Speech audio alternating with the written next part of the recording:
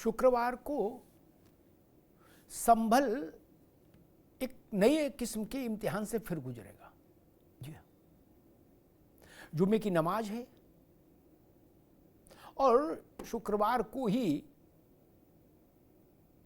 सर्वे की रिपोर्ट अदालत में सबमिट होनी है, पेश होनी है, और उस पर जो प्रतिपक्षी वकील हैं वो अपनी बहस शुरू करेंगे। दोनों चीजें बड़ी हैं और संवेदनशील हैं। रविवार को संभल ने जो हिंसा देखी, जो हिंसा का तांडव देखा, दंगा फसाद देखा, उसके बाद शुक्रवार और ज्यादा महत्वपूर्ण हो जाता है और ज्यादा संवेदनशील हो जाता है। अब गलती की गुंजाइश नहीं होनी चाहिए और प्रदेश गलती अफोर्ड भी नहीं कर सकता। संभल में बताया जा रहा है कि 3 लेयर्स की सिक्योरिटी कल के लिए तय की गई है। उत्तर प्रदेश पुलिस रहेगी, पीएसी रहेगी, रैपिड एक्शन फोर्स रहेगा और जामा मस्जिद के पूरे इलाके में बैरिकेडिंग की जा रही है। अदालत में भी बेहद कड़ा सुरक्षा प्रबंध किया जा रहा है। 2 गेट हैं अदालत के, उसमें से एक गेट बंद रखा जाएगा, केवल एक गेट ऑपरेटिव होगा और उससे वकील हो चाहे अदालत में काम करने वाला मुहर्रिर बाबू हो, जो भी जाएगा आई कार्ड दिखाकर जाएगा, बिना आई कार्ड किसी को एंट्री नहीं होगी। ये सब चीजें हो रही हैं, लेकिन फिर भी संभल में पिछले दिनों की हिंसा जिन आंखों ने देखी है, उन आंखों में कल जब तक सब कुछ शांति से निपट नहीं जाता तब तक तनाव रहेगा। ये स्वाभाविक बात है। 2-3 चीजें और भी डेवलप हुई हैं। हाई कोर्ट में एक पिटीशन गई है कि भाई संभल हिंसा की जो एसआईटी जांच कराई जाए, हाई कोर्ट के जज, उस रिटायर्ड जज उसको चेयर करें। दूसरी ओर समाजवादी पार्टी के बड़े नेता ने कहा कि ये छोटे छोटे जज देश में आग लगाना चाहते हैं। जज का कद भी नाप दिया, कौन छोटा है, कौन बड़ा है, कौन कितने इंच का जज है। हम लोग तो यही सुनते थे कि अदालत अदालत होती है, छोटी बड़ी क्या। अगर बड़ी अदालत छोटी निचली पिछली अदालत के फैसले पर रोक नहीं लगाए तो उसी का फैसला सिर माथे है कि नहीं है। तो कुल मिलाकर तस्वीर ये बन रही है और इसी के बीच में एक फैसला कल आ गया अजमेर से। अजमेर शरीफ में दरगाह के नीचे भगवान महादेव का मंदिर है, भोलेनाथ का मंदिर था, उसको तोड़कर ये अजमेर शरीफ की दरगाह बनाई गई।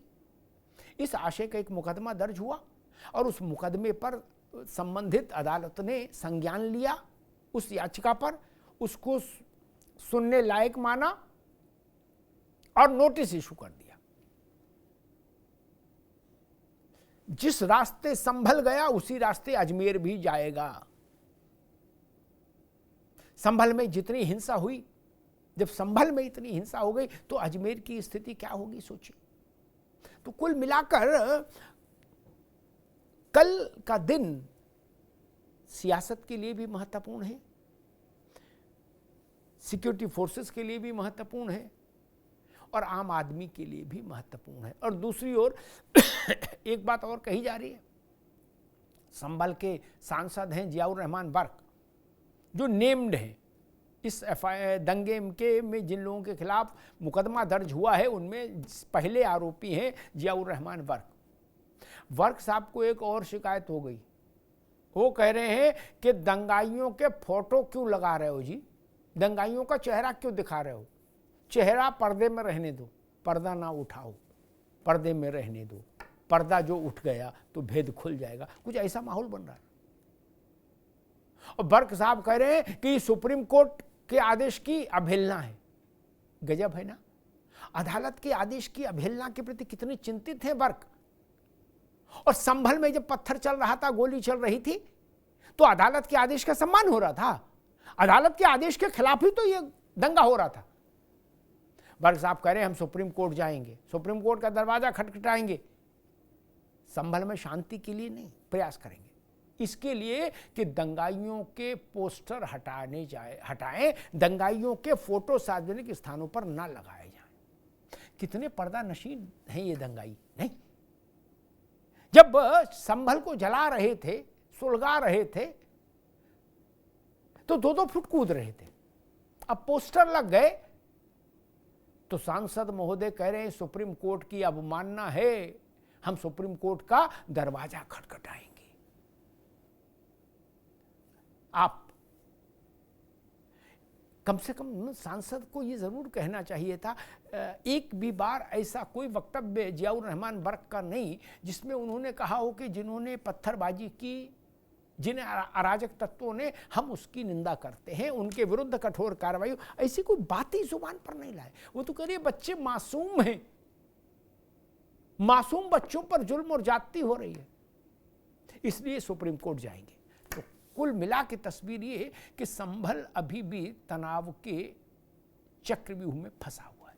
हमारे साथियों ने एक रिपोर्ट तैयार की है, पहले उस रिपोर्ट को देखिए, फिर मेहमानों से परिचय कराते हैं, फिर बहस में चलेंगे और समझने की कोशिश ये करेंगे कि 2 चीजें, एक न्यायपालिका पर शब्दों के पत्थर क्यों फेंके जा रहे हैं, एक, और दूसरा जुमे की नमाज, कचहरी में रिपोर्ट, और कल संभल फिर गुजरेगा एक इम्तिहान से। पहले रिपोर्ट देखिए।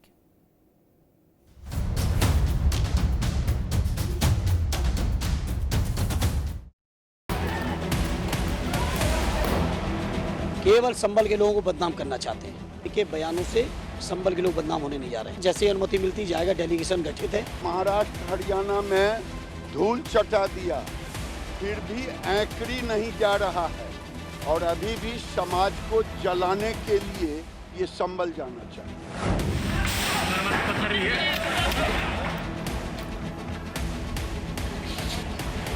जो लिखी मंशा है कि कैसे तनाव पैदा हो, कैसे आपस में नफरत पैदा हो। अभी हमारा तय हुआ है कि हमारी बात हुई है, राहुल जी ने सहमति दी है, हम लोग जल्दी जाएंगे। संभल में मस्जिद बना मंदिर के सर्वे को लेकर हुआ बवाल भले ही थम गया, लेकिन सियासत का शोर थमने का नाम नहीं ले रहा है। वहीं इस मामले पर अब शुक्रवार को अदालत में सर्वे रिपोर्ट पेश होनी है, लिहाजा शासन प्रशासन ने कमर कस ली है।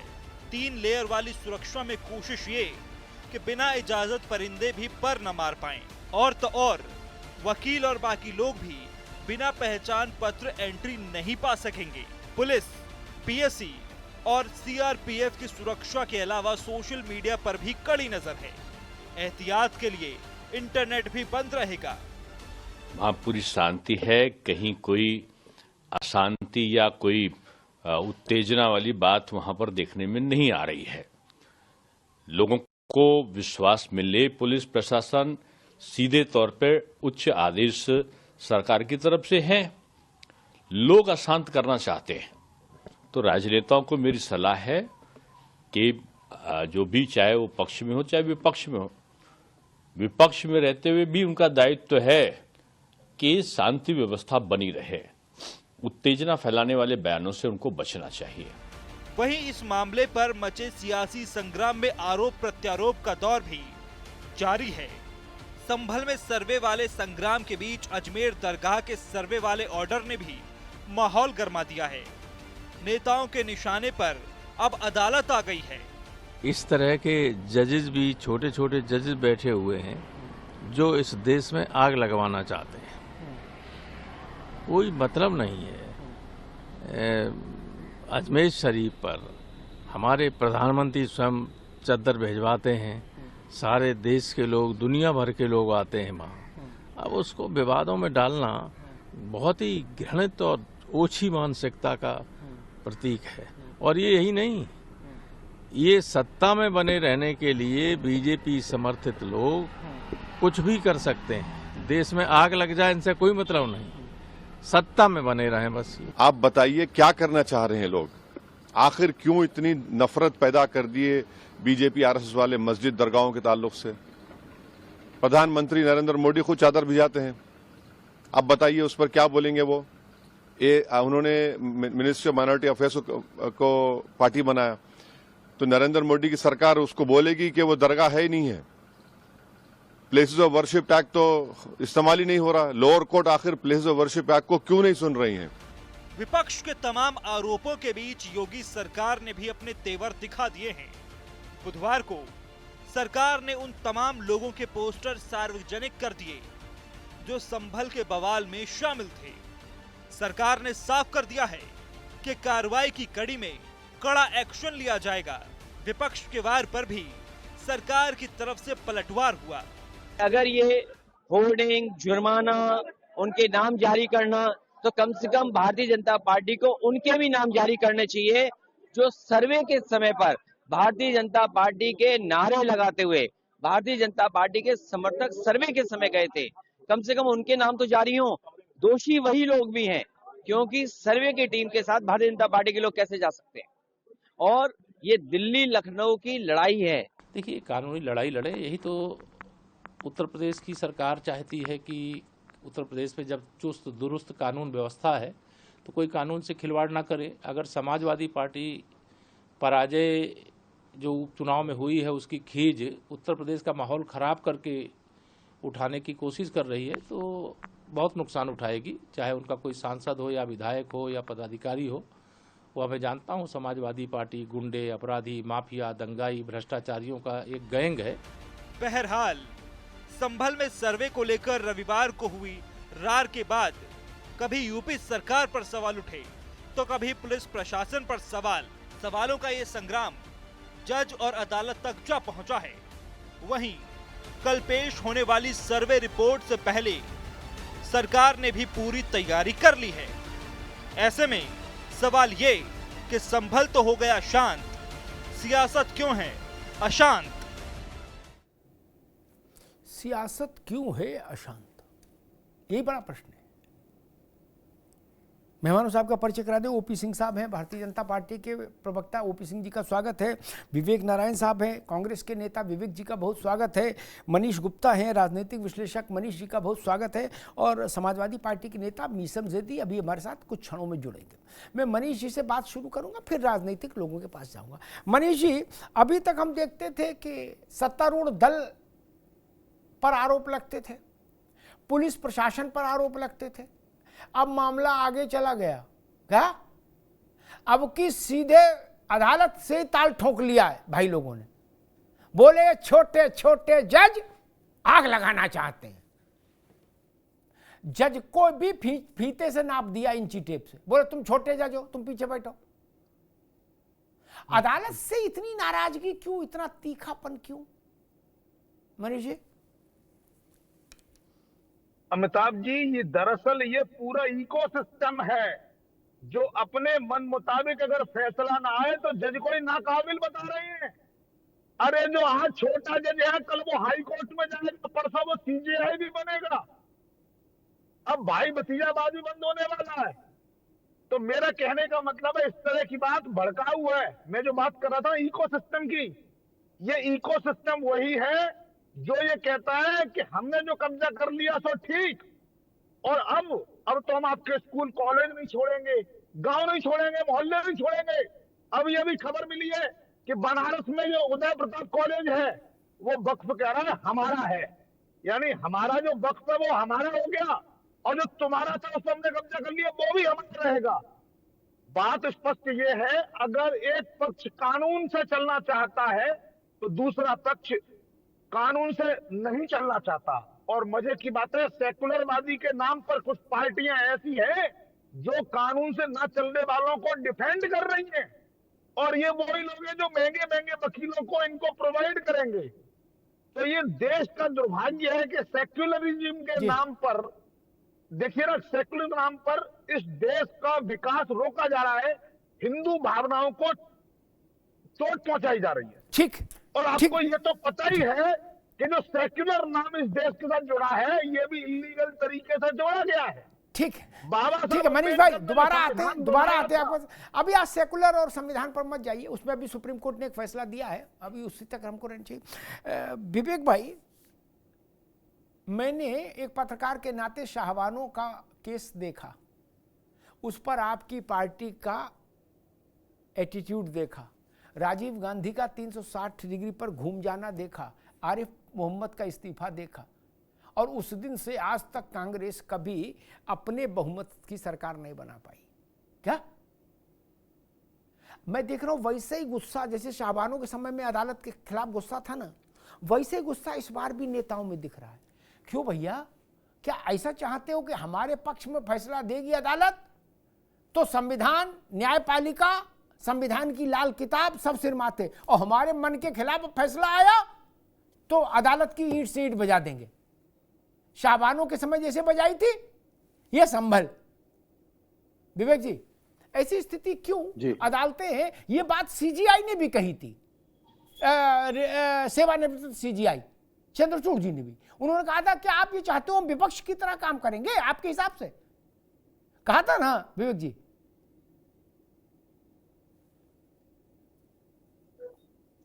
जी, हर आदमी को देश में अपनी बात कहने की है, लेकिन उस बात जो कही गई वो जजेस के ऊपर या जुडिशरी के ऊपर, उसको तो हम उचित नहीं ठहरा सकते हैं, क्योंकि जुडिशरी को इसमें घसीटना ठीक बात नहीं है। लेकिन सवाल अमिताभ जी ये है कि आज ये सब चीजें बार बार क्यों हो रही हैं? सुशासन का नारा देने वाले आज 10 साल से ज्यादा अपने गद्दी में हैं, लेकिन अभी तक कोई इन चीजों का कोई सॉलिड सॉल्यूशन क्यों नहीं आ पाया? क्या इसके पीछे मंशा है? ये एक बड़ा सवाल है। ये देखिए, हम दूसरे को, जो सत्ता में है, जो शासन में है या प्रशासन है, उसकी जिम्मेदारी बनती है, अगर वो आमादा हो जाए। राम राज्य का रोल मॉडल हमारे सामने है, जो पूरी दुनिया में आज भी निर्विवाद है। आज क्या वजह है कि 10 सालों से डबल इंजन की सरकार के बाद, राज्यसभा लोकसभा में बहुमत के बाद, हमें जिन बातों को हम विपक्ष में रह के कहते थे, कमियां गिनाते थे, आज हम उन चीजों को 10 सालों में हमें कोई स्थायी हल क्यों नहीं निकला? ये आज बहुत बड़ा सवाल है। हम दूसरे को बात करते हैं, भारत के सबक हमें क्या करना था, प्रशासन को क्या करना था, शासन को क्या करना था, विवेक भाई, विपक्ष क्या करना चाहिए? एक मिनट भाई, दादा एक मिनट। भारत के समक्ष कितनी चुनौतियां हैं आजादी से पहले और आजादी के बाद और आज की तारीख में, इन पर सब पर किसी दिन एक डिबेट रखेंगे। आज वो विषय नहीं, आज सिर्फ विषय इतना है कि छोटे छोटे जज आग लगाना चाहते हैं क्या, एक, और दूसरा हमने शाहबानों को दौर देखा। अदालत से इतनी नाराजगी क्यों, इतना तेजाब क्यों? अदालतें तो चुनाव नहीं लड़ती ना। आप भारतीय जनता पार्टी से लड़ो ना, गुत्थम गुत्था करो। अदालतों से इतनी नाराजगी क्यों है? क्या चाहते हैं कि जज भी आपके कंट्रोल में रहें, डर के रहें? विवेक जी, देखिए, ये तो पूरा देश जानता है कि जुडिशरी को कंट्रोल करने की कोशिश किसने करी। एक बयान से, बयान तो नहीं उचित ठहराया जा सकता, इसमें तो कोई दो राय नहीं हो सकती है, लेकिन आज पूरा देश जानता है कि जुडिशरी को भी कंट्रोल करने का एक असफल प्रयास किया गया। और आज भी देश आभारी है सुप्रीम कोर्ट के जज, जो हमारे सामने, क्या उनका हरी साहब नाम था, क्या था, के हरी, उनका बहुत आभारी है कि आज उन्होंने जो फैसला दिया। तो आज ये प्रयास किसकी तरफ से हो रहे हैं, ये सब जानता है। एक बयान को लेकर बात इतनी ही हो सकती है, और बयान भी किसी ऐसे शख्स ने नहीं दिया है जो बहुत ही बड़ा संवैधानिक पद पर बैठे हुआ हो। जो संवैधानिक पद पर बैठे हुए लोग थे, उन्होंने इस तरह की कोशिश करी। ठीक, अभी रुकना होगा विवेक जी, अभी रुकना होगा। मैं मीसम जैदिक पास चलूं, लेकिन एक चीज साफ कर दूं, जो भी लोग लोकसभा या राज्यसभा या विधानसभा या विधान परिषद में होते हैं, वो बड़े ही होते, वो कानून बनाते। विवेक जी, वो चौराहे पर खड़े होकर गोलगप्पा थोड़ा नहीं खा रहे हैं यार, वो कानून बनाते, वो चिंटू पिंटू है। वो ये तय करते हैं जज कैसे बनेगा आदमी। आपने कह दिया छोटे मोटे ना, छोटे मोटे नहीं भैया ना, तो एक पार्ट उसका है। जो लोग बिल्कुल ये सब चीजें ठीक नहीं ना, ये चीजें ठीक नहीं। मंत्री हैं, कानून मंत्री हैं या अरे भाई, तो एक मिनट विवेक जी, अभी रुकना होगा। अगर सब काम कानून मंत्री और प्रधानमंत्री कोई करना, तो आप सब लोग इस्तीफा दो, अपने घर में खेती बाड़ी करो यार। जब आप मान रहे हो कि हम लोग कुछ है ही नहीं, हम चिरकुट हैं, आप कह रहे हो कि हम क्या हैं, हमारे बयान पर क्यों चर्चा कर रहे हो यार, हम तो चिरकुट हैं, तो चिरकुट है, घर बैठो। नहीं विवेक जी, अगर लोग, गजब बात है भाई, लोकतंत्र में आपने कह दिया नहीं, हमारा कोई लेना देना नहीं, हम लोग बयान दे सकते हैं, हम लोग तो बच्चे हैं। बच्चे नहीं हो, दो तराजू हैं, एक में सत्ता पक्ष एक में विपक्ष। वही से संसद चल रही, वहीं से विधानसभा चल रही।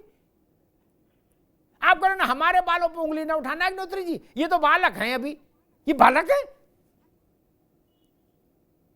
नहीं, ये स्वीकार्य नहीं होगा। शाहबादियों के समय में आप लोग बालक थे। पूरे देश में धरना प्रदर्शन हुआ था। सुप्रीम कोर्ट के जजेस की इतनी भत्सना, इतनी अपमान कभी नहीं हुआ देश में, आपकी सरकार के समय जो हुआ था विवेक जी। तब मालूम है क्या कहा था अंसारी, जवाहर रहमान अंसारी ने पार्लियामेंट में भाषण देते समय कि तेली और तमोली से कुरान की व्याख्या करवाओगे तो यही होगा राजीव गांधी। ये भाषा आप बता रहे हो कि नहीं, छोटे बच्चों ने कहा, वो तो मंत्री थे, प्रधानमंत्री ने खुद खड़े होकर कहा था, वो तो बच्चे नहीं थे। इसलिए मैं इस बात से सहमत हूं कि भाजपा के खिलाफ आप हैं, भाजपा आपके खिलाफ है, लेकिन जजेस को आक्रमण के दायरे में से बाहर रखिए। चिंगारी का खेल बुरा होता है। आप संभल पर इतना नाराज हो, मीसम भाई, संभल पर इतना बवाल मच रहा है, कल को अजमेर शरीफ पर भी फैसला आएगा। अदालत ने नोटिस इशू कर दिया है, सुनवाई के लिए मंजूर कर ली है याचिका। जब संभल पर 5,000 उतरे तमंचा और पत्थर लेके, तो अजमेर शरीफ में क्या 50,000 उतरेंगे? मीसम जी, क्या स्थिति बनाना चाहते हैं देश में सब लोग? अमिताभ जी, ये बताइए, आप इतने महान पत्रकार हैं, आपके आगे तो सूरज को दिया दिखाने के बराबर होगा। अगर आपसे कुछ बात की जाए, क्या आपको लगता है कि इससे हमारा देश विश्व गुरु बन जाएगा, हमारा देश तरक्की करेगा? अगर हम सब मिल करके नहीं चलेंगे और देश में इस तरह के अगर वाद विवाद पैदा होते रहेंगे, तो क्या आपको लगता है कि इस तरह से देश सेक्युलर हो पाएगा? इस तरह से संविधान और लोकतंत्र की जय जयकार हो पाएगी? रही बात जो कोर्ट की आपने कही, तो बहुत अच्छी बात है। ये थोड़ा सा मुझे लगता है कि इसमें कंट्राडिक्शन है बयान में कि हम अदालत का सम्मान करते हैं, न्यायालय का सम्मान करते हैं, हमें उम्मीद है, मगर किस तरह से एक पार्टी विशेष इस तरह की जो गतिविधियां हैं उससे जो साख है, विश्वसनीय जो है, जो विश्वसनीयता है, उसका मुझे लगता है कहीं न कहीं अभाव है। जब तक जनता का अगर आप विश्वास खो देंगे और सरकार जनता से विश्वास खो देगी, तो आपको लगता है कि इस तरह से देश में और प्रदेश में खुशहाली हो सकती है? आप ये बताइए कि देश का चौथा स्तंभ माना जाता है पत्रकारिता, और जब उसको खरीद लिया गया है, ईवीएम के अंदर इस तरह के वाद विवाद उठते रहते हैं कि ईवीएम खरीद लिया गया है, चुनाव अब एक तरह से देखा जाए तो उसमें दुरुपयोग हो रहा है मशीनरी का। जब इस तरह की बातें बढ़ रही हैं देश के अंदर, तो अदालत भी कहीं न कहीं शक के घेरे में आती है। अमिताभ जी, अगर हम आप पढ़े लिखे लोग एक दूसरे को समझ सकते हैं, बाकी कितने अनपढ़ लोग हैं जो देश के अंदर ये नहीं समझ सकते कि अगर आप वहां सर्वे भेज रहे हैं करने के लिए, तो वहां पर एक तरह का माहौल बन रहा है कि मस्जिद तोड़ी जा रही है। यही हुआ ना संभल में। तो कहीं ना कहीं शासन और प्रशासन का फेलियर रहा कि वो इस बात को समझाने में या बताने में फेल रहा कि हमारा मकसद क्या है। और इस तरह का जब सर्वे हो जाता है तो वहां पर नारेबाजी करने की क्या जरूरत है? अगर देश में इसी तरह से आप एक विशेष समुदाय को इस तरह से टारगेट करेंगे और इस तरह से वो पुलिस की गोली से मारे जाएंगे, तो क्या आपको लगता है कि इस तरह से भाईचारा बढ़ेगा और लोग जो है वो सर्वे करने के लिए रजामंद होंगे? अभी अगर आप इस तरह की बात आगे करेंगे, और जो कि जिसमें आपका जो सबसे बड़े नेता हैं, आरएसएस के गुरु हैं, उन्होंने ये बात कही कि हर जगह शिवलिंग खगालना अच्छी बात नहीं है। जो चीजें हो गई उनको छोड़ करके देश को आगे बढ़ने का मौका मिलना चाहिए, और लोगों को पढ़ने के लिए अगर इसी तरह की बातें देश में रहेगी तो फिर ना कोई रोजगार की बात करेगा, ना शिक्षा की बात करेगा, तो फिर करता रहे मंदिर मस्जिद।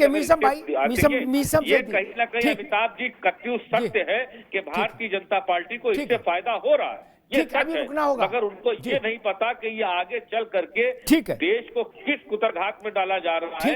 ये जो नासूर बोया जा रहा है, इसका असर क्या होगा? ठीक है, अब ओपी सिंह के पास आऊं, उससे पहले 2-3 बातें स्पष्ट कर दूं जो मीसम सिंह ने कही, मीसम जयदिन की, उस पर मुझे 2-3 बातें टिप्पणियां छोटी छोटी करनी है। एक तो आप इसको नासूर समझो, आप इसको गुलाब जामुन समझो, आपकी मर्जी, लेकिन अदालत के फैसले पर कोई रोक नहीं लगा सकता। ना अदालत में मुकदमा दायर करने पर रोक लगा सकता कोई, और ना अदालत के फैसले पर कोई रोक लगा सकता। यही सब तर्क तो मैंने शाहबानों के समय में सुने थे कि इससे बेरोजगारी दूर हो जाएगी, इससे फलान हो जाएगा, इससे ढिकान हो जाएगा और सुप्रीम कोर्ट की लंका लगा दो। मैंने तो शाहबानों का केस देखा था ना मीसम जेठी। जितनी ज्ञान की बात अब समझ में आ रही उस वक्त क्यों नहीं आई? देश ऐसे तरक्की नहीं करेगा कोर्ट के आदेश से। मान लेते हैं आपकी बात, उदय पर 150 साल पुराने उदय प्रताप कॉलेज पर वक्फ का दावा कल हुआ, उससे तरक्की करेगा देश? उससे तरक्की करेगा ना। गांव की गांव पर अपना नाम लिखे दे रहे, बोले वक्फ की जमीन है, तमिलनाडु। 1600 साल पहले का मंदिर वक्फ का। अरे भाई आपको जन्मे हुए 1400 साल हुए यार, आप 1600 साल पुरानी इमारत भी अपने नाम की ले रहे हो।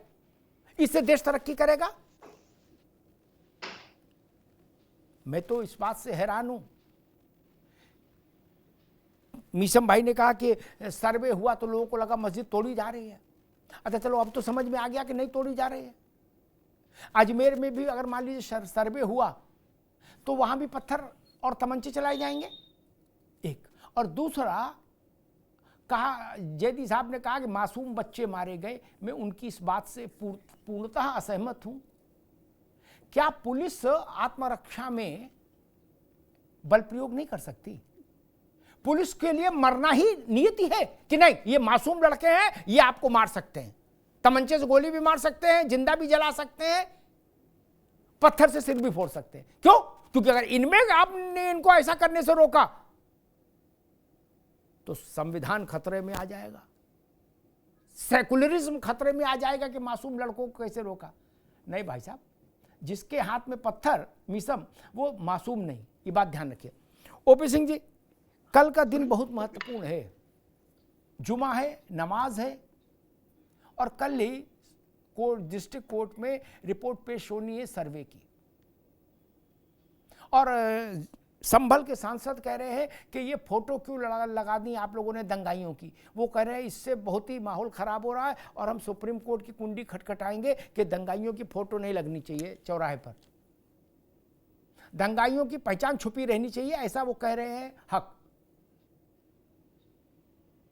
अवतार जी, कल की व्यवस्था मुकम्मल हो चुकी है। जो हो चुका है वो हो चुका है, और जो हुआ है उसके जो दोषी हैं उनके साथ क्या होगा ये सबको पता है। कांग्रेस को पता है, सपा को पता, आम लोगों को पता, हमको आपको भी पता है। लेकिन बड़ा आश्चर्य होता है कि डॉक्टर राम गोपाल यादव जितने समाजवादी पार्टी के सीनियर लीडर हैं, प्रोफेसर हैं, वो कह रहे हैं कि छोटे छोटे जज आग लगवा देंगे। ये छोटे छोटे जज आग नहीं लगवा देंगे, बल्कि इस देश के अंदर छोटी छोटी पार्टियों से लेकर के बड़ी बड़ी पार्टियां जो मुस्लिम तुष्टीकरण की किसी हद तक गिर चुके हैं कि ये जो इनके बयान है वो निश्चित रूप से आग लगवा रहे हैं। देखिए, ये जो पार्टियां हैं ये संवैधानिक संस्थाओं का शुरू से, जब से ये पार्टियां बनी है, चाहे कांग्रेस हो चाहे समाजवादी पार्टी हो, ये संवैधानिक संस्थाओं का अपमान करती हुई चली आ रही। आपने देखा चुनाव आयोग के ऊपर किस प्रकार से जब चुनाव आता है, चुनाव आयोग को अग्नि परीक्षा ईवीएम को देनी पड़ती है। 2024 में जीत गए तो ईवीएम ठीक है, आप जो है उपचुनाव में ताल ठोक रहे थे, 9 में 2 जीते 7 हार गए तो ईवीएम खराब है। और संविधान की आड़ में, संविधान जैसे ईवीएम बेचारी हो गई, वैसे संविधान, धर्मनिरपेक्ष शब्द, ये सब बातें बोलने में बड़ी अच्छी लगती है, लेकिन संविधान का समय समय पर अपमान कौन कर रहा है, ये भी बात किसी से छुपी हुई है। लेकिन ये तो बात चलिए कुछ हद तक तो दूर हो गई। अब तो सीधे सीधे साहब, न्यायपालिका अगर हमारे पक्ष में निर्णय देती है तो न्यायपालिका ठीक है, शुक्रगुजार हूं। लेकिन न्यायपालिका ने हमारे मन मुताबिक नहीं दिया। अगर न्यायपालिका ने ये कह दिया कि साहब सर्वे इसका करा दिया जाए, उसने बहुत बड़ा अपराध कर दिया, क्योंकि संविधान में अधिकार ही नहीं है कि कोई अपनी बात, कोई अपनी याचिका संविधान कोर्ट के सामने रख सके। और रखा, उन्होंने सर्वे को दिया। और कैसे समाजवादी पार्टी के प्रवक्ता ने कहा, लोगों ने सोचा कि मस्जिद को तोड़ने आ रहे हैं। अरे भाई, सर्वे का आदेश पहले हुआ था, सबको पता था, लेकिन ये नहीं पता था कि ये सुनियोजित तरीके से आप तमंचा, ईंट, पत्थर, जानलेवा हमला, राजकीय संपत्तियों को नुकसान करने के लिए आप बैठे हुए हैं। और जब फोटो लाइव दिखाई जा रही है कि किस तरह से आप पत्थर चला रहे हो, किस तरह से आप तमंचा चला रहे हो, किस तरह से पुलिस भाग रही, उस पर हमला कर रहे हो, तो वो ठीक है। लेकिन अगर पुलिस ने आत्मरक्षार्थ करके, और दूसरी बात, क्या इस देश के अंदर न्याय के साथ, सही चीज के साथ खड़ा होने का लोगों ने, एक पार्टी ने प्रण कर लिया कि हम नहीं खड़े होंगे, चाहे बहराइच हो चाहे संभल हो, हम तो सीधे सीधे उसके तरीके पर हमला करेंगे।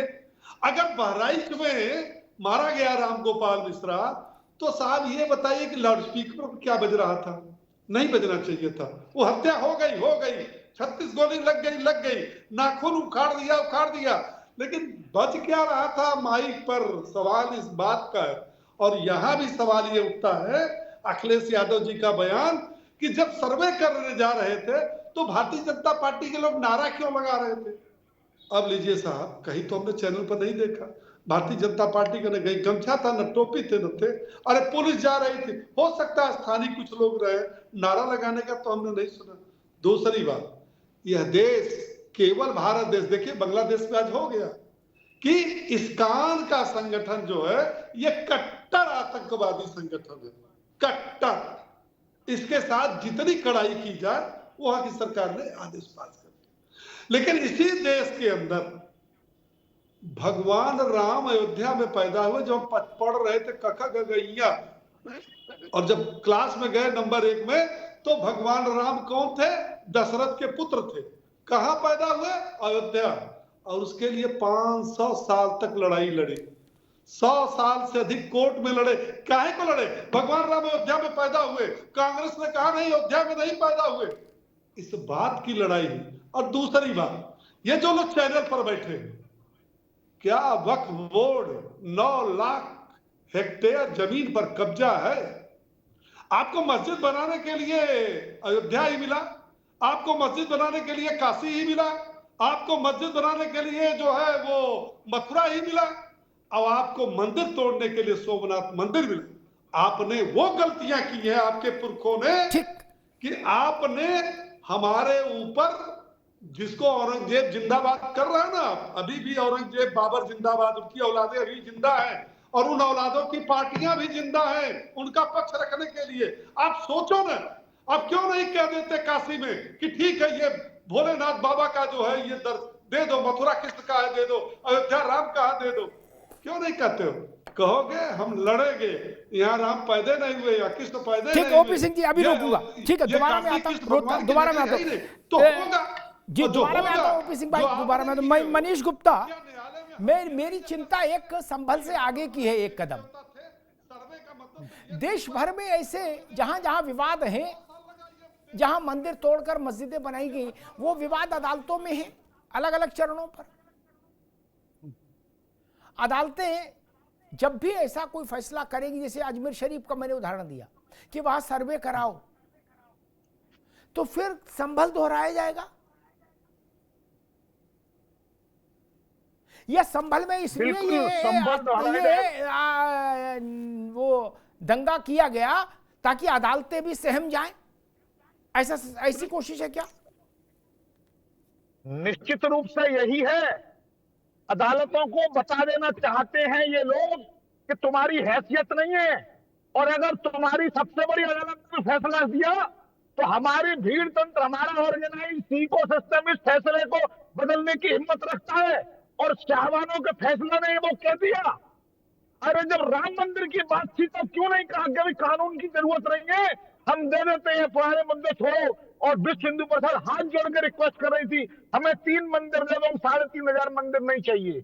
लेकिन नहीं, तब हर संभव प्रयास किया गया, अदालत में मामला लटका रहे।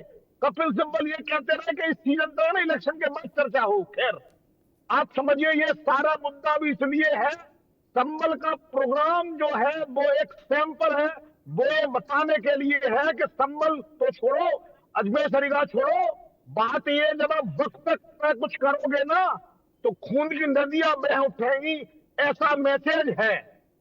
जो ये कहते हैं जैदी साहब कि भाई अफवाह फैल गई, अरे भाई आम मुसलमान के पास व्हाट्सएप किसका आया कि मस्जिद टूट रही है, वो क्यों नहीं पुलिस को बताता कि हमारे बीच में एक ब्लैक शीप है जो ये कह रहा है कि मस्जिद टूट रही है, झूठ ना, इसको पकड़ो।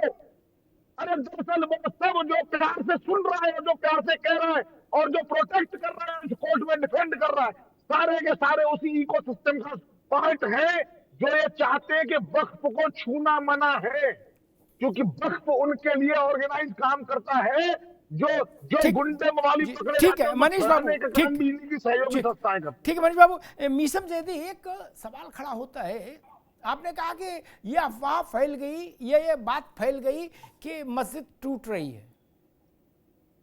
19 तारीख को पूरा सर्वे हो गया, कहीं कोई झंझट नहीं हुआ। अफवाह तो 19 को फैलनी चाहिए थी जब शुरुआत हुई। 19 को कोई तनाव नहीं हुआ, 23 को तनाव क्यों हुआ?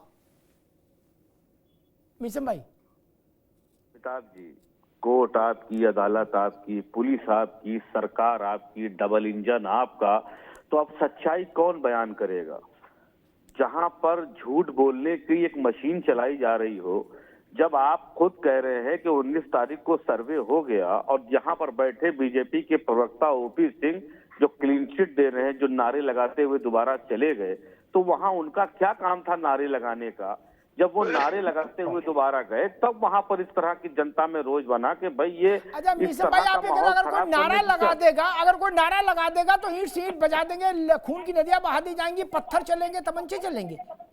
नारा लगाना यार कोई इतना बड़ा गुनाह तो नहीं है मित्र, नहीं। वहां तो अल्लाह अकबर का भी नारा लग रहा था उसी गली में। अरे रुको भाई मनीष बाबू, उसी गली में अल्लाह अकबर का नारा भी लग रहा था जी। अगर सब कुछ प्यार से हो जाएगा तो इसमें बीजेपी का क्या फायदा? बीजेपी तो चाहती है कि कहीं कोई राम गोपाल मारा जाए, कहीं कोई हैदर मारा जाए, कहीं कोई मुल्ला मारा जाए, कहीं कोई पंडित मारा जाए। ये तो इनकी सरकार की नीति है, यही चाह ही रहे। कोई नेता का बच्चा मरा हो तो बताएं, जिस कोई ना कोई मर जाए। जो देखिए एक बात बताएं, मेरा बच्चा भी आप किसी से पूछेंगे तो जो हालात भारतीय जनता पार्टी के 2014 के बाद से हैं, वो हालात कभी नहीं रहे। अटल जी ने भी सरकार करी, कल्याण सिंह जी की भी हुकूमत रही, राजनाथ सिंह जी भी तीसरी उत्तर प्रदेश के मुख्यमंत्री बने।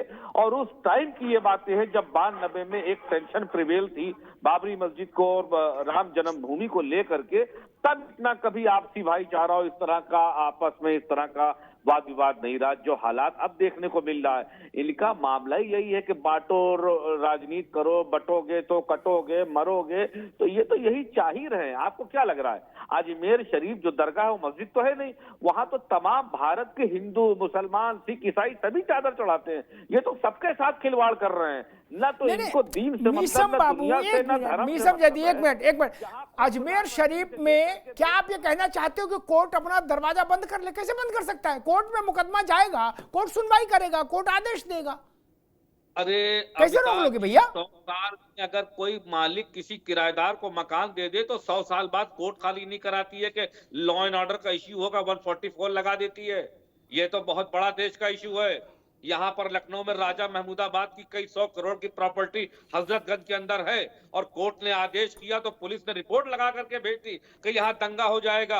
अब बहुत पुरानी बात हो चुकी है, ये एक 144 लागू हो गई और उसके बाद उसको कार्रवाई को रोक दिया गया कोर्ट के आदेश के बाद। और इतनी बड़ी अजमेर और दरगाह और ये मंदिर और ये मस्जिद, आपको क्या लगता है कि कोई आदमी खड़ा हो जाए और मेरे पड़ोस में एक मंदिर बनाया गया है, हनुमान जी का मंदिर बनाया गया और एक मुसलमान के द्वारा बनाया गया है हनुमान मंदिर, और क्या कल को उस परिवार के लोग खड़े हों कि ये हनुमान मंदिर मेरे बाप दादा की जगह पे बना है, इसको हटाया जाए, सर्वे किया जाए, तो आपको लगता है कि माहौल खराब नहीं होगा? आप कैसी बातें कर रहे हैं? देखिए, हिंदू और मुसलमान को जब बांटेंगे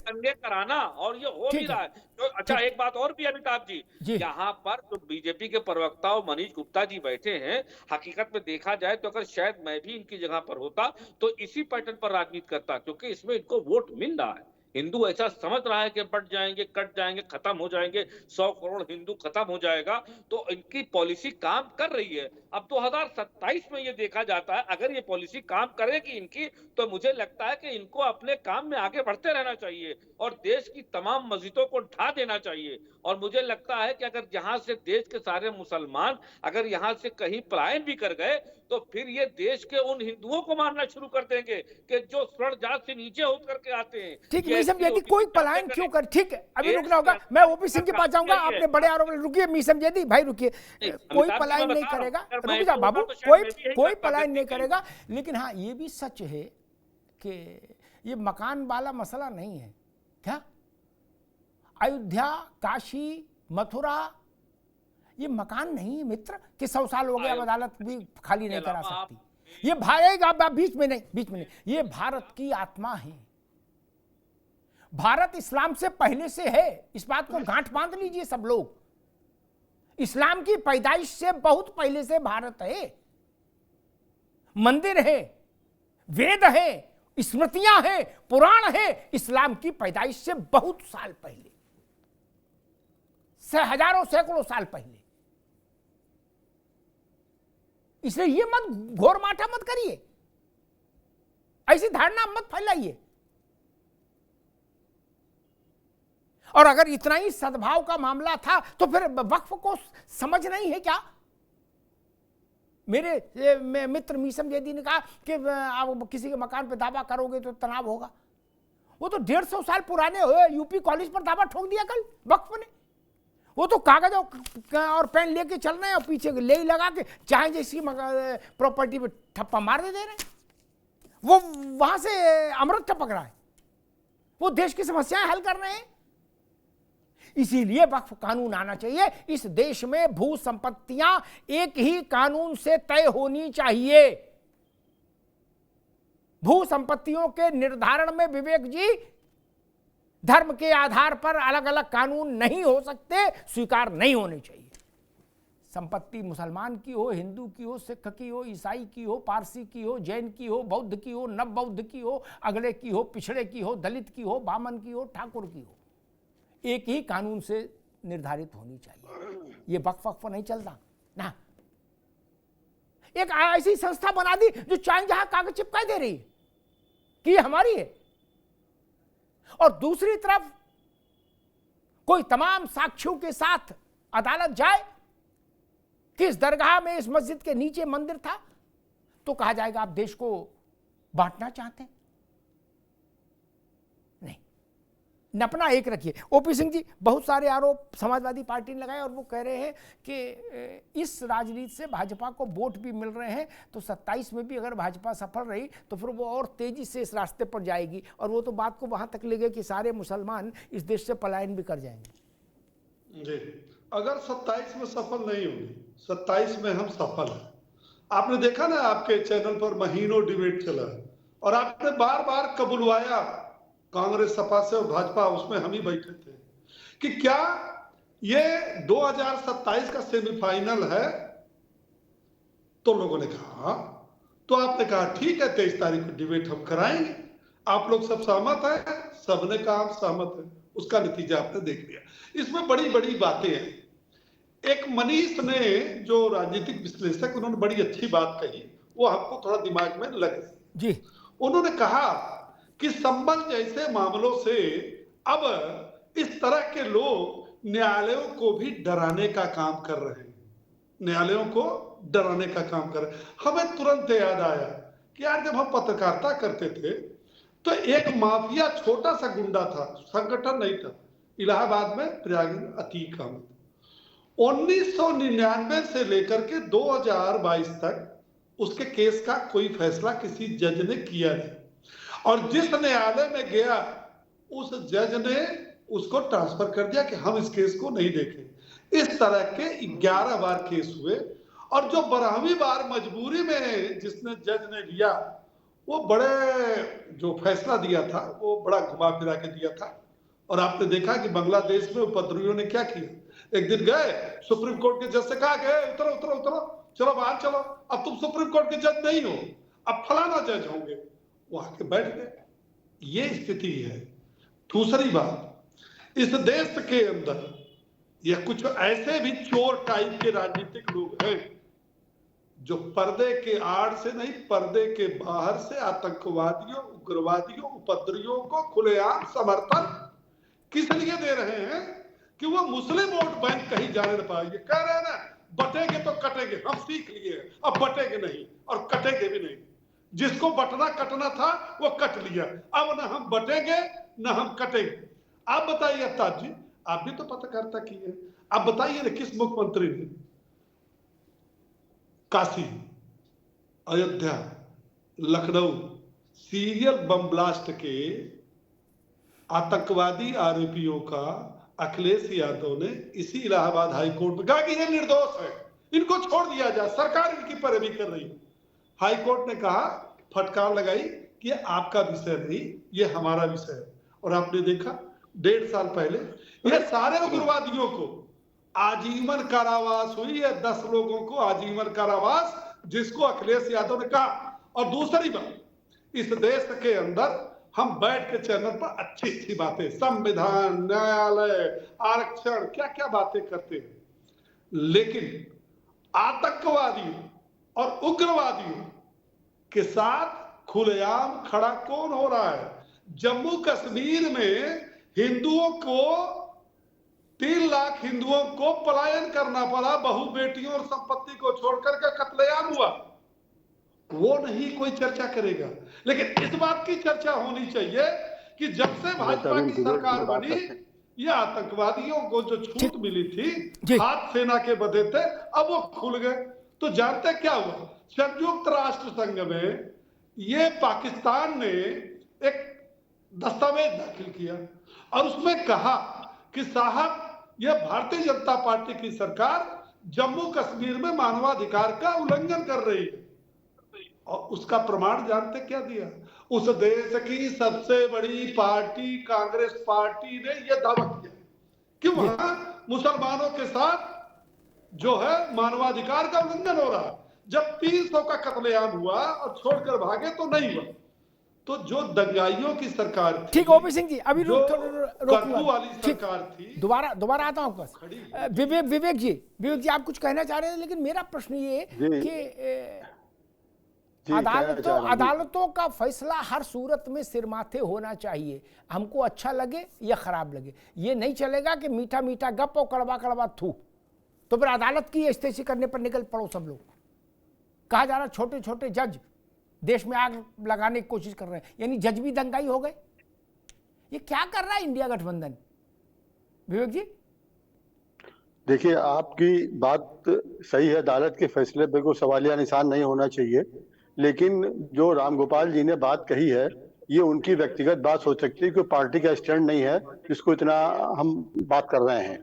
दूसरा देखिए अमिताभ जी, आज की डिबेट देख के ये लग रहा है कि जैसे सरकार भाजपा की नहीं है, सरकार ये इंडिया गठबंधन की है। जिस तरीके से सवाल उठाए जा रहे हैं और लग रहा है कि सरकार इंडिया गठबंधन की है और वो आतंकवादियों को पनाह दे रही है, जो पर्दे के पीछे हैं, जो पर्दे के बाहर हैं, न्यायपालिका को डरा रहे हैं, उनके लिए भी कार्रवाई नहीं कर रही है। तो इस तरह की बात जो कर रहे हैं, तो इससे तो क्या जाहिर होता है ये? आज सुप्रीम कोर्ट ने देखिए अभी फैसला दिया बुलडोजर को लेके कि अगर कोई घर का एक व्यक्ति किसी ने अपराध किया है तो उसकी सजा घर वालों को नहीं मिलेगी। और हमारे भाजपा के साथी कह रहे हैं जो पुरखों ने गलती करी है उसकी सजा अब हम देंगे सबको, अब हम हिसाब बराबर करेंगे। तो ये इस तरह की बात कर रहे हैं, लेकिन मुख्य देखिए मुद्दा अमिताभ जी, ये कानून से जुड़ा हुआ है, ये शासन प्रशासन से जुड़ा हुआ है और उनकी नाकामी पे बात कोई नहीं कर रहा है। ये डबल इंजन की सरकार है। अगर नारे लगाते गए थे या कोई चीज थी तो आपको कार्रवाई सब पे बराबर करनी चाहिए थी। ये क्यों हुआ दोबारा अगर नारे लगाते हुए गए वहां पे वो, या और कोई मुद्दा था? आज सरकार अगर चाहे, देखिए अमिताभ जी, अगर एक चौकी का सिपाही चाहे तो वो उतनी चौकी में कोई कानून व्यवस्था नहीं हो सकती है। आपका पेन गिर जाए वो ढूंढ के मिल सकता है। और जहां डबल इंजन की सरकार हो वो बार बार से विपक्षियों के, अरे विपक्ष थोड़ी सरकार में है, सरकार में आप है, आपकी जवाबदेही क्या है? आप बताइए इस बात को लेके। ये आज मुख्य मुद्दा ये है। देखिए, और आप बात करते हैं, आपने मकान की बात करी, बहुत अच्छी बात की कि ये काशी मथुरा या जो हमारे अयोध्या थे, ये हमारे आराध्यों का मामला है। ये तो ये हम इसको मकान से नहीं जोड़ सकते हैं। लेकिन अमिताभ जी, दूसरी तरफ सत्य ये भी है कि सनातन धर्म ये भी कहता है कि जिंदा से बड़ा कुछ नहीं है, जिंदा की सेवा से बड़ा कुछ नहीं है। ठीक है, जहाँ अशांति फैलती हो, मारकाट मस्ती हो, जहाँ बेगुनाह मरते हो, ऐसे भगवान कहते हैं हमें ये मंदिर नहीं चाहिए हमको। ठीक है विवेक जी, ठीक है, ठीक है, हमको ये अब रुकना होगा, अब रुकना होगा विवेक भाई, अब रुकना होगा। ऐसा कहीं कोई भगवान नहीं कहता, कोई संत नहीं कहता कि हमारे धार्मिक स्थलों को दूसरे आके रौंद जाएं और हम कहना भैया हमने छोड़े, हमें नहीं चाहिए, क्योंकि भगवान कह चुका जिंदा की सेवा करो। ये सब कहीं नहीं है ना। एक minute Vivek, no I will not allow, sorry sorry, अभी रुकना होगा, नहीं अभी रुकना होगा, अरे रुक जाओ भाई। विवेक जी अगर दुनिया का इतिहास निगाह में रखते, विद्वान व्यक्ति भूल गए होंगे, तो उनको उस बात की समझ होती कि दुनिया भर में अपने अपने मान बिंदुओं को हर देश ने जीवित किया, पुनर्जीवित किया। 1000 साल लगे चाहे 2000 साल लगे, हर ने जीवित किया। विवेक जी भूल गए, केवल हिंदू का मसला नहीं। जब हमने देखा कि गजनी आया और सोमनाथ का मंदिर ध्वस्त कर दिया, कोई तैमूर लंग आया, कोई नादिर शाह आया, कोई मुगल आए, और हमको ये सिखाया जा रहा कि चुप होकर बैठ जाओ, बोले तुम अपने बाप की सेवा करो, यही धर्म है। अच्छा, और दूसरा धर्म ये कि वो वक्फ बोर्ड का चिट्ठा कहीं भी चिपका दें। कांग्रेस कह रही ये करो। कांग्रेस को इसीलिए विवेक जी उत्तर प्रदेश में 2% वोट मिला और पूरे देश में ये स्थिति हो गई, ये जान लीजिए, इन्हीं सब आचरण के चलते, क्योंकि कांग्रेस ऐसी सीख देती है। आपने ये सीख कभी इस्लाम को क्यों नहीं दी? मैं तो पूछता हूं कांग्रेस से। अरशद मदनी के मंच पर सोनिया जी जाती हैं अक्सर, जमायत इस्लामी के मंच पर। कांग्रेस ने ये सद्विचार, ये उच्च विचार, ये ज्ञान की बात उनको क्यों नहीं बताई कि तुम्हें मेरी कसम केवल इबादत करो, बाकी लफड़े में ना पड़ो, 2-4 मस्जिद चली जा, कोई डोंट वरी है? नहीं बताई ना। आपका साहस नहीं है बताने का, हैसियत नहीं है, लेकिन आप ये बताने का साहस कर रहे हो कि काशी मथुरा में क्या रखा है यार। ये कांग्रेस तय करेगी कि काशी मथुरा में क्या रखा? नहीं, ये कांग्रेस तय नहीं कर सकती। कांग्रेस ने इतिहास पढ़ा है काशी मथुरा का? हुएनसांग जब आया था तो उसने क्या लिखा, और फायान आया था उसने क्या लिखा? तब ना कांग्रेस थी ना भाजपा थी, मुगल भी पैदा नहीं हुए थे तब। वो देश की आत्मा है विवेक जी, माफ करिएगा, वो लैंडेड प्रॉपर्टी नहीं है, वो देश की आत्मा है, इसलिए उस पर समझौता नहीं हो सकता। और कांग्रेस की इन्हीं सब विचारों के चलते कांग्रेस की ये दुर्गति हो गई। जहां काशी मथुरा अयोध्या तीनों हैं, उस प्रदेश में कांग्रेस की स्थिति देख लीजिए क्या हो गई। ये भाव ठीक नहीं, इससे बचिए। ये भाव देश की बहुसंख्यक आबादी को अपमानित करता है, इससे बचने। खैर मनीष जी, कल जुमा है और कल ही रिपोर्ट सबमिट होनी है संभल में।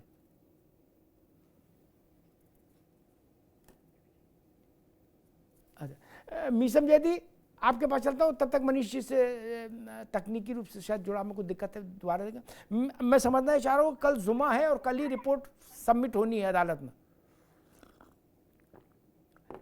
बहुत ध्यान से सुन रहा था जी। आपने एक बात कही कि हिंदुओं की बहुसंख्यक की भावनाओं को देखना चाहिए, तो मुझे लगता है कहीं भावनाओं में कहीं गलत फैसले न हो जाएं, और बहुसंख्यक को खुश करने की अगर आप बात कर रहे हैं कि पार्टियां करें, तो फिर इस तरह से तो जो कार्य चल रहा है अच्छा चल रहा है उत्तर प्रदेश के अंदर। अगर इस तरह से हर जगह सर्वे होंगे और विवाद खड़ा करा जाएगा और हमारे बहुसंख्यक हिंदू अगर खुश हो रहे हैं भाई हमारे, तो मुझे लगता है कि अच्छा कार्य है और मुसलमानों को इसमें आगे बढ़ चढ़ के हिस्सा लेना चाहिए और उन्हें अपनी जगहों को मुझे लगता है कि प्यार और मोहब्बत से उनको उनके हवाले कर देना चाहिए। जी। मेरा फैसला और मेरी राय तो यही है कि मैं यही चाहूंगा कि अगर इससे हमारा हिंदू बहुसंख्यक खुश हो रहा है, अगर ये मुझे पता लगे, तो मैं इसके लिए प्रण लेता हूं कि मैं अपील करूंगा और इसके लिए मैं एक यात्रा करूंगा कि जिसमें मैं मुसलमान भाइयों से अपील करूंगा कि वो खुशी से उन जगहों को हिंदुओं को दे दे। मगर अगर ये कहीं फायदा और ये कहीं चालबाजी, इस तरह का जो चतुराई अगर भारतीय जनता पार्टी और उसके नेताओं के जरिए की जा रही है कि आपस में लड़ाया जाए और देश के अंदर इस तरह का माहौल बनाया जाए, तो मैं इसका यही इसी पल से विरोध करता हूं और अंत तक करूंगा कि इस तरह की भावनाओं का और इस तरह की कार्यशैली का जो इस्तेमाल उत्तर प्रदेश के अंदर किया जा रहा है कि एक पक्ष को टारगेट करके और दूसरे पक्ष को अगर खुश करने का काम किया जा रहा है, और दूसरा पक्ष ये चाहता भी है, अगर बहुसंख्यक हमारा समाज, कि अगर इस तरह के कार्य हिंदुस्तान के अंदर होते रहें और उत्तर प्रदेश के अंदर, तो मुझे लगता है कि फिर मुसलमानों को आगे आकर के दे देना चाहिए। अगर उसके बाद ठीक है, फिर शिक्षा का क्या होगा, फिर पढ़ाई का, फिर नौजवानों का, फिर नौकरियों का, फिर देश के विकास के लिए जिसमें आप देश को विश्व गुरु बनाने जा रहे हैं, स्मार्ट सिटी और मेट्रो चलाने जा रहे हैं, आप ठीक है, अभी रुकना होगा, अभी रुकना होगा, अभी समझे रुकना। ओपी सिंह जी, वही प्रश्न, कल जुमा है, कल रिपोर्ट सबमिट होनी है और इलाका है संभल जी। अवतार जी, मैंने पहले कहा कि कल आप देखिएगा एकदम शांतिपूर्वक होगा और सुरक्षा की मुकम्मल व्यवस्था की गई है, और जो इनके मंसूबे अगर अब भी कुछ पाल रखे हैं तो वो कल सफल नहीं होगा। ये बार बार कांग्रेस के प्रवक्ता कह रहे थे, ईडी गठबंधन के प्रवक्ता, कि रामगोपाल का यह व्यक्तिगत विचार। तो भाई अगर व्यक्तिगत विचार गलत है तो कहीं कहीं हम लोगों ने भी, अगर भारतीय जनता पार्टी के किसी नेता का व्यक्तिगत विचार हुआ है तो हमने उसकी निंदा की है, तो इनको निंदा करना चाहिए। और ये समाजवादी पार्टी के इतने मासूम प्रवक्ता है कि कह रहे हैं कि हिंदुओं को खुश करने के लिए बहुसंख्यक वर्ग को हम पदयात्रा करेंगे। अरे भैया, तुम कोई पदयात्रा मत करो। अगर पदयात्रा करनी होती तो अयोध्या में 5 साल न लगता। यदि पदयात्रा करनी होती तो ज्ञानवापी की लड़ाई न लड़ते। यदि पदयात्रा की आवश्यकता होती तो मथुरा की लड़ाई न लड़ते। और आपके पुरखों ने जिसका सपोर्ट किया है, अगर वो गलती न किए होते तो सोमनाथ का मंदिर नहीं टूटता। आप अगर उसको भाईचारे में कि भैया चलो, हमारी जामा मस्जिद है दिल्ली में, हमारी ये मस्जिद है, वो मस्जिद है, हमारा वक्फ बोर्ड है, ये हिंदू भाइयों का है, चलो हम गंगा जमनी तहजीब के लिए दे देते हैं, तो शायद नहीं। दूसरी बात, आप छोड़ो, मेरे ऊपर रहम मत करो। भारतीय जनता पार्टी का जितना विरोध करो करो, और मैदान में आओ, राजनीतिक भी कर लो, और हो भी रहा है। लेकिन भैया सवाल तो यहाँ उठ रहा है कि आप तो सीधे सीधे न्यायालय के खिलाफ ताल ठोक रहे हैं।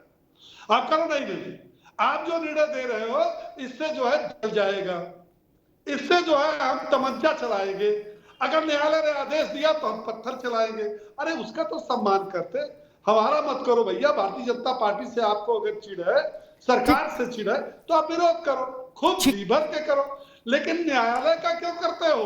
न्यायालय का जो आदेश आता है उस पर तुम क्यों तमंचा चलाते हो, पत्थर चलाते हो?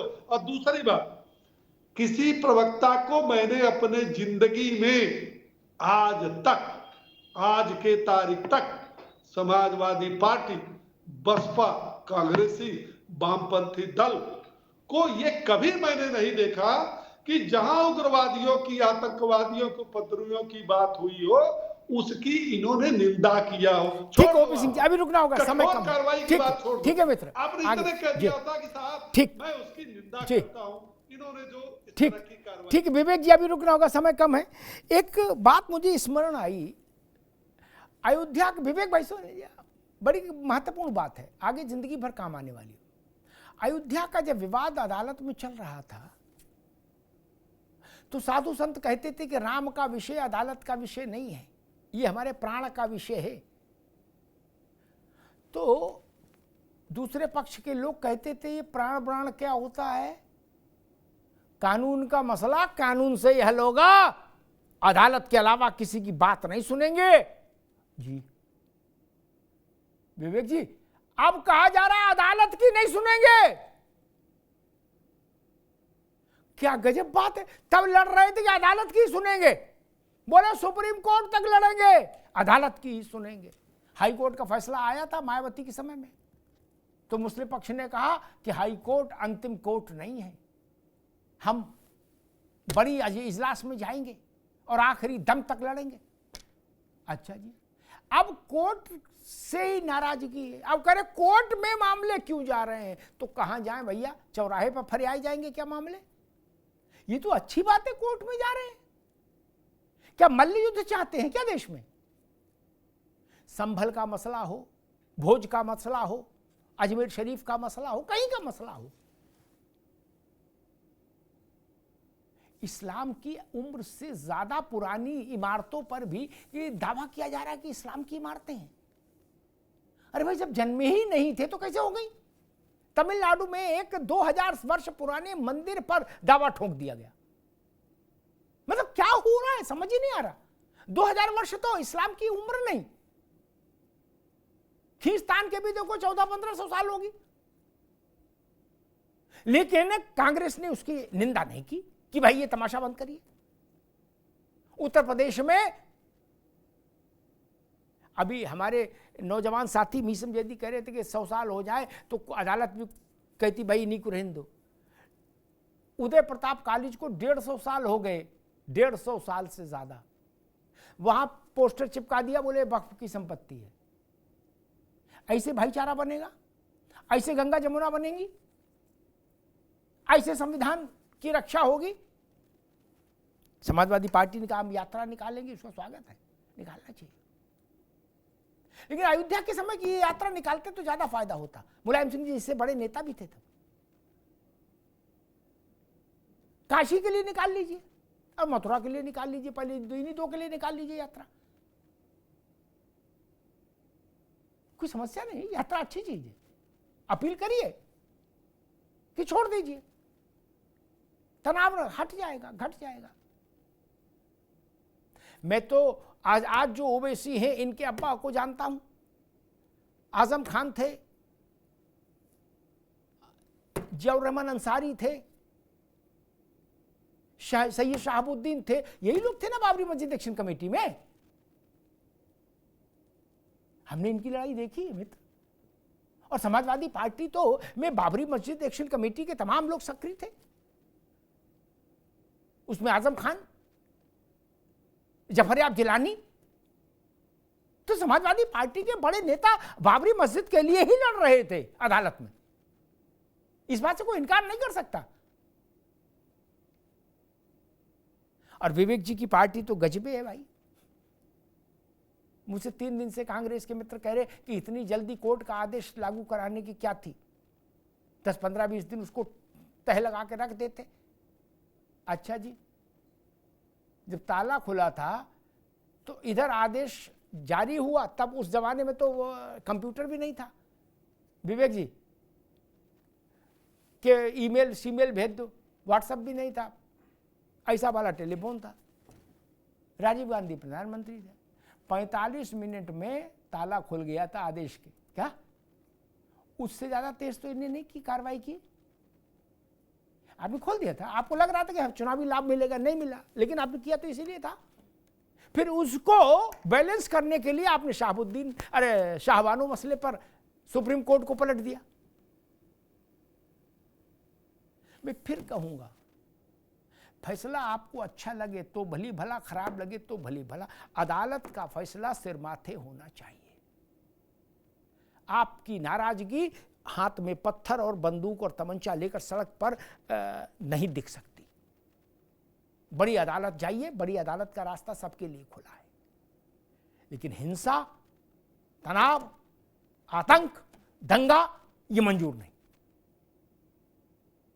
मसला चाहे संभल का हो, चाहे अजमेर शरीफ का हो, अदालत में लड़ाई लड़िए और अंत में अदालत जो फैसला दे उसको दोनों पक्ष स्वीकार करें। उसके बाद दादागिरी नहीं होगी। एक वीडियो आया है, विवेक जी ने भी देखा होगा, सबने देखा होगा, कि वो कह रहे हैं कि सामान लेके मस्जिद पे आ जाओ, संभल में भीड़। कौन सा सामान मंगाया जा रहा था? नमाज का नहीं ना, सामान। विवेक जी, अदालत के फैसलों के बाद यह तरीका मंजूर नहीं। इस देश में लोकतंत्र की, संविधान की और संसदीय मर्यादा की पहली कसौटी यही है कि हम अदालत के फैसले का सम्मान करना सीखें।